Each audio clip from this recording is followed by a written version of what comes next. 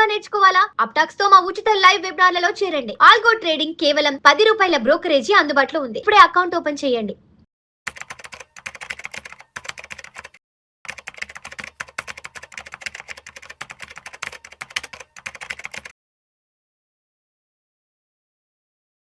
నమస్తే మాధురెడ్డి గారు. నమస్తే అండి మేడం, రీసెంట్గా ఈ అన్క్లైమ్డ్ డిపాజిట్ల గురించి ఒక ఆర్టికల్ చదివాను. భారతదేశంలో బ్యాంకుల్లో డిపాజిట్ చేసి మర్చిపోయిన డబ్బులు, మ్యూచువల్ ఫండ్స్లో ఇన్వెస్ట్ చేసి మర్చిపోయిన డబ్బులు, తర్వాత ఈ స్టాక్స్లో పెట్టి మర్చిపోయిన డబ్బులు, ఎల్ఐసి ఏవైతే కాదండి, అంటే ట్రై చేసి రాకపోవడం ఏదైనా సరే మొత్తానికి దగ్గర 1,54,000 కోట్ల రూపాయల డబ్బు అలా అకౌంట్స్లో ఐడియల్గా ఉండిపోయిందంట. అంటే కొంతమంది సడన్ డెత్తో చనిపోవడము, కొంతమంది చనిపోయిన తర్వాత డబ్బులు వెనక్కి, ఇంకొంతమంది మర్చిపోవడం, రకరకాల కారణాల వల్ల బ్యాంకుల్లో కానివ్వండి, మ్యూచువల్ ఫండ్ అకౌంట్స్లో కానివ్వండి, ఈ స్టాక్స్కి సంబంధించిన డిమాట్ అకౌంట్లలో కానివ్వండి, అదేవిధంగా ఎల్ఐసీలకు సంబంధించిన డబ్బులు 1,54,000 కోట్ల రూపాయల డబ్బు ఇలా ఆగిపోతుందంట. ఇక్కడ మేజర్గా తప్పు ఎక్కడ జరుగుతుంది? పబ్లిక్ వైపు నుంచి అంత డబ్బును అక్కడ అలా ఎందుకు వదిలిపెట్టేస్తున్నారు? సో ఫస్ట్ రీజన్ మనం చూసుకుంటే, అసలు మామూలుగా మీరు స్టాటిస్టిక్స్ చెప్తూ ఉంటే బ్యాంక్ డిపాజిట్లో ఎక్కువ ఉందండి. బ్యాంక్ డిపాజిట్లో దాదాపుగా లక్షల కోట్లు దాదాపుగా. ఆ తర్వాత మనకి పాలసీస్, ఇన్సూరెన్స్ పాలసీల్లో కూడా ఒక 20,000 కోట్లు 15,000 కోట్లు అక్కడ ఉంటే, అలానే అన్క్లెయిమ్డ్ ఈక్విటీ స్టాక్స్ రూపంలో వాళ్ళ డిమాట్ అకౌంట్లో ఉండిపోయినవి 10,000 20,000 కోట్లు. అలా ఏంటి ఇన్ని లక్షల కోట్లు? ఇవందరివి మరి మనందరివే, ఇవన్నీ ఇన్వెస్టర్స్, చిన్న చిన్న ఇన్వెస్టర్స్ పాపం చిన్నగా దీనికి కారణం ఏంటంటే, ఫస్ట్ ఎవరైతే ఇన్వెస్ట్ చేశారో ఆయన సడన్ డెత్ అయిన తర్వాత ఆయనకు ఆ ఇన్ఫర్మేషన్ వీళ్ళకి తెలియకపోవడం, ఇంట్లో కుటుంబ సభ్యులకి తెలియదు కదా ఆయన మ్యూచువల్ ఫండ్స్ లో పెట్టారనే విషయం. కానీ ఆయన దగ్గర ఒక డిమాట్ అకౌంట్ ఉంది, అందులో ఒక 50,000 ఉన్నాయి, ఇన్సూరెన్స్ లేదు అది వాళ్ళకి డాక్యుమెంట్ గురించి తెలియదు. ఈయన ఏదో ఇన్సూరెన్స్ పాలసీ కడుతూ ఉన్నాడు కానీ వాళ్ళ ఫ్యామిలీకి తెలియట్లేదు. సో ఇది ఒక రకమైన కమ్యూనికేషన్ గ్యాప్ అండి. సో ఇది మన లెవెల్ వరకు, ఇన్వెస్టర్స్ లెవెల్ వరకు మీరు ఏమైనా ఇన్వెస్ట్ చేస్తే లైఫ్ ఈజ్ వెరీ అన్సర్టెన్, ఎప్పుడేం జరుగుతుందో తెలియదు. కాబట్టి మీరు మీ ఇంట్లో వాళ్ళకి నేను ఇలా మ్యూచువల్ ఫండ్స్ పెడుతూ ఉన్నాను. అదే మనకి ఒక ఎగ్జాంపుల్, ఒక డిస్ట్రిబ్యూటర్ ద్వారా అయితే ఈమె డిస్ట్రిబ్యూటర్ లేకపోతే ఈయన డిస్ట్రిబ్యూటర్, మీరు వెళ్ళండి కనుక్కోండి, ఆమె దగ్గర నేను ఇన్వెస్ట్ చేస్తున్నాను, ఇది నా అలానే నా దగ్గర ఒక స్టాక్స్ ఉంటే ఇది నా demat account, login ID, passwords, ఇది నా డిమాట్ అకౌంట్ అని చెప్పడం. మన దగ్గర ఈ పాలసీలు ఉన్నాయి, నేను 4 పాలసీలు కడుతూ ఉన్నాను, ఇవన్నీ డాక్యుమెంట్స్ ఉన్నాయి, ఇవన్నీ కూడా ఈ విధంగా ఫ్యామిలీ మధ్య కమ్యూనికేషన్ లేకపోవడం వల్ల కొన్ని జరుగుతూ ఉంటే, ఇంకొక నెక్స్ట్ ఏంటంటే, కొంతమంది ఏంటంటే పిఎఫ్లో కూడా వదిలేస్తూ ఉన్నారు. ఎందుకు అంటే ఇది ఇంకొకటి మన వైపేనండి. ఎందుకంటే కొన్ని జాగ్రత్తలు తీసుకుపోవడం వల్ల, అంటే పాన్ ఆధార్ లింక్ లేదను, లేకపోతే మీ కొన్ని అంటే వాళ్ళు చెప్పంటే బ్యాంకుల్లో రీజన్స్ ఎట్లా ఉంటాయి అంటే, అప్పుడే ఉన్న సిగ్నేచర్ మళ్ళీ ఇప్పుడు అలానే పెట్టమంటారు. అంటే మేడం, ఇప్పుడు ఒక 5,000 10,000 బ్యాంక్ వెళ్ళి డబ్బులు డ్రా చేసుకుందాం అంటే ఆ ఫామ్ మీద, విత్డ్రాల్ ఫామ్ మీద సంతకం పెట్టి తీసుకోవాలి. దగ్గర ఒక 15 సంవత్సరాల నుంచి ప్రతి ఒక్కరు కూడా ఏటీఎం డెబిట్ కార్డు వాడటం. ఏదైనా డెబిట్ కార్డు పోయిన సందర్భంలో, ఏదైనా డ్యామేజ్ అయిన సందర్భంలో మనం తప్పనిసరిగా అమౌంట్ డ్రా చేసుకోవాలి. కాబట్టి బ్యాంకు పోయి డ్రా చేసుకుందాం, బ్యాంక్ వెళ్ళి సంతకం పెట్టి డ్రా చేసుకున్నాం అంటే సంతకం మ్యాచ్ అవ్వలేదంటారు. సరే, ఆ అకౌంట్ తీసుకుని 20 సంవత్సరాల క్రితం ఏంటిది, ఎప్పుడో 25 ఏళ్ల క్రితం అకౌంట్ తీసుకుని పెట్టినప్పుడు అదే సంతకం అదే కావాలంటారు. అదే సేమ్ మీ సంతకం మిస్ మ్యాచ్ అవ్వాలి. ఏజ్ అవుతున్న కొలది అదే సేమ్ సిగ్నేచర్ ఉండదండి, మారిపోతూ ఉంటుంది. వాళ్ళు ఏంటంటే నాకు అదే సిగ్నేచర్ కావాలి అంటే వీళ్ళు ఎవరు పెట్టగలరు అంత పర్ఫెక్ట్ గా? అప్పుడున్న సిగ్నేచర్ ఇప్పుడు అదే సిగ్నేచర్ మిస్ మ్యాచ్ అవ్వట్లేదు, మీ డబ్బులు మేము ఇవ్వము. సో ఇలాంటిది ఒక ప్రాబ్లమ్స్ ఎక్కువగా ఫేస్ చేస్తున్నారంటే. ఇంకోటి ఏంటంటే బయోమెట్రిక్ దానివల్ల ఏమవుతుందంటే, అప్పుడు ఉన్నట్టుగా మన చేతి వేళ్ళు కానీ దాని మీద ఉన్నవి ఇవి కానీ అది కరెక్ట్గా match అవ్వకపోవడము.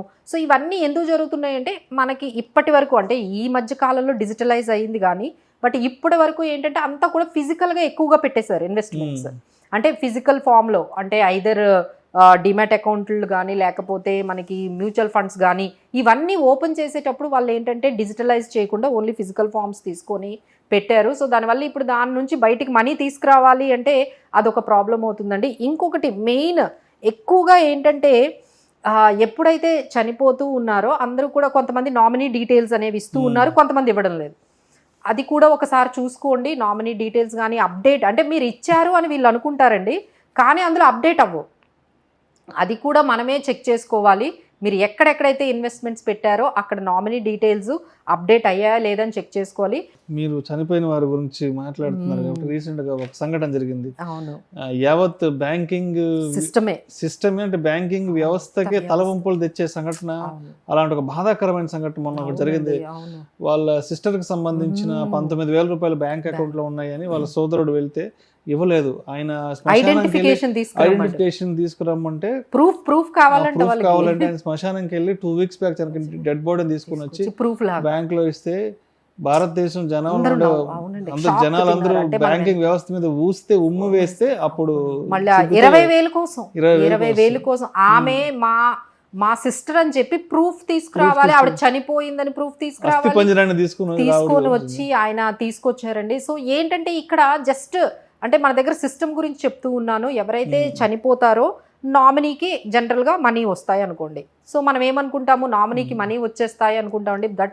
That is not true. Bank వాళ్ళు అంత ఈజీగా మీకు మనీ అనేది ఇవ్వరు. అంటే ఎగ్జాంపుల్, ఒక హస్బెండ్ చనిపోయారు, వైఫ్ వాళ్ళ హస్బెండ్ అకౌంట్లో 50 లక్షలు ఉండొచ్చు, డిపాజిట్లు ఉండొచ్చు, బ్యాంక్ ఫిక్స్డ్ డిపాజిట్ ఉండొచ్చు. ఈమె ఏమనుకుంటుంది, ఓకే నేను ఆ డబ్బులు తీసుకున్న ఖర్చులని. బట్ బ్యాంక్కి ఆమె ఎప్పుడైతే వెళ్తుందో ఆమె పేరు నామినీ అని ఉంటుంది, ఆ నామినీ అకౌంట్కి ట్రాన్స్ఫర్ చేస్తారు. కానీ వాళ్ళు ఏమంటారంటే మీకు విల్లు లేదా, మిగతా లీగల్ హెయిర్స్ ఎవరైతే ఉన్నారో వాళ్ళందరి దగ్గర నుంచి ఎన్ఓసి తీసుకురమ్మంటారు, ఎఫిడవిట్స్ అడుగుతారు, ఆ తర్వాత సక్సెషన్ సర్టిఫికేట్స్ అడుగుతారండి. సో చాలా మంది ఏమనుకుంటారంటే మియర్ నామినీ డీటెయిల్స్ కానీ ఇచ్చేస్తే మన డబ్బులు మనకు వచ్చేస్తాయా అంటే చేతికి రావు, మీ అకౌంట్లో ఉంటాయి అంతే. బ్యాంక్ వాళ్ళు ఏం చేస్తారంటే మీ అకౌంట్లో ట్రాన్స్ఫర్ చేస్తారు, బట్ వాటిని మీకు వాడుకోవడానికి వీల్లేదు. మీరు ఆ మనీని విత్డ్రా చెయ్యాలి అంటే చాలా ప్రొసీజర్ ఉంటుందండి. దట్ ఈజ్ ఇండెమినిటీ సర్టిఫికేట్ కానీ, ఎఫిడవిట్స్ కానీ, సక్సెషన్ సర్టిఫికేట్స్ కానీ, విల్లు కానీ, ఎన్ఓసీలు కానీ, మిగతా లీగల్ హెయిర్స్ అందరూ అంటే మీ ఫ్యామిలీలో ఉన్న మిగతా కుటుంబ సభ్యులందరూ కూడా ఆ డబ్బుల మీద మాకు అధికారం లేదు అని సంతకం పెట్టి, అంటే ఇవన్నీ ఎన్ని రోజులు పడతాయండి? ఈ మొత్తం ఈ లీగల్ ప్రొసీజర్ అంతా కంప్లీట్ అవ్వడానికి 1 year పట్టొచ్చు. మరి ఈమెకేమో ఆ డబ్బుల మీదే ఈమెకు ఆధారం ఉంటుంది, ఆమె మనీ అకౌంట్లో కనిపిస్తుంది, కానీ తను తీసుకునే పరిస్థితుల్లో లేకుండా అలా డబ్బులు బ్యాంకుల్లో ఇలా లక్షల కోట్లు. ఇంకా ఎన్నిసార్లు మీరు మాత్రం ఎన్నిసార్లు తిరుగుతారండి? ఆయన కూడా తిరిగి విసుగొచ్చి ఆ శవాన్ని తీసుకొని వచ్చాడు. అంతలాగా ఎంత తిరుగుతారండి ఈ బ్యాంకుల చుట్టూ, తిరగలేక ఇక వాళ్ళు వదిలేస్తున్నారు. ఎన్ని తీసుకొస్తారు? భారతదేశంలో బ్యాంకులు దొంగలకు మాత్రం వేల కోట్లు లక్షల కోట్లు అప్పులు ఇస్తారు. ఒక కామన్ మ్యాన్ బ్యాంక్ వెళ్ళి సంతకం ప్రూఫ్ చేసుకోవాలంటే 1000 రూపాయలు డ్రా చేసుకోవాలంటే దానికి 1,00,000 రీజన్స్ ఉంటాయి. ఆ అకౌంట్ లో వాళ్ళ అకౌంట్ లో డబ్బులు ఉన్నవి కూడా వాళ్ళు తీసుకోవాలి అంటే ఇన్ని ప్రూవ్ చేసుకోవాలండి. సో దీనికి మనం చేయాల్సింది ఏంటంటే ఎప్పటికప్పుడు మీ ఆధార్ పాన్ మనము లింక్ చేసుకోవడం కానీ, ఖచ్చితంగా విల్లుని మీరు ఓన్లీ నామినీ మీద మాత్రం ఆధారపడకండి. అందరూ కూడా వాళ్ళ వైఫ్కి లేకపోతే వాళ్ళ పిల్లలకి ఏమైతే ఇవ్వాలి అనుకుంటున్నారో అక్కడ కానీ విల్లో కానీ రాసిచ్చేసినట్లయితే తను ఆ విల్లుని కానీ సబ్మిట్ చేస్తే ఇమీడియట్గా తన అకౌంట్లో నుంచి మనీని ఈజీగా తీసుకునే అవకాశం ఉంటుంది. సో ఇలాంటివన్నీ కొంచెం మనం డిజిటలైజ్ కూడా వెళ్ళాలండి. ఇప్పుడంతా కూడా డిజిటల్ లాకర్స్ వచ్చాయి, డీజీ లాకర్స్ అని వచ్చాయి. డీజీ లాకర్స్ చాలా ఈజీ అండి, దానికి ఏం మనీ కూడా అవసరం లేదు.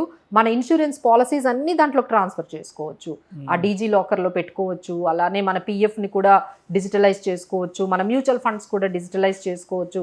సో ఎప్పుడైతే ఇవన్నీ కూడా మీరు డిజిటలైజ్ చేసుకున్నారో కొంచెం వరకు కూడా ఈజీగా ఉంటుందండి. బట్ స్టిల్ అంత ఈజీగా అది మ్యూచువల్ ఫండ్ ఏఎంసీ అవనియండి, లేదు అంటే బ్యాంక్ అవనియండి, ఒక ఇన్సూరెన్స్ కంపెనీ అవనియండి, మీరు లీగల్ హెయిర్ అని చెప్పేసి మీరు మిమ్మల్ని ప్రూవ్ చేసుకోవాలి అనడానికి మాత్రం పెద్ద ప్రొసీజర్లే ఉన్నాయి.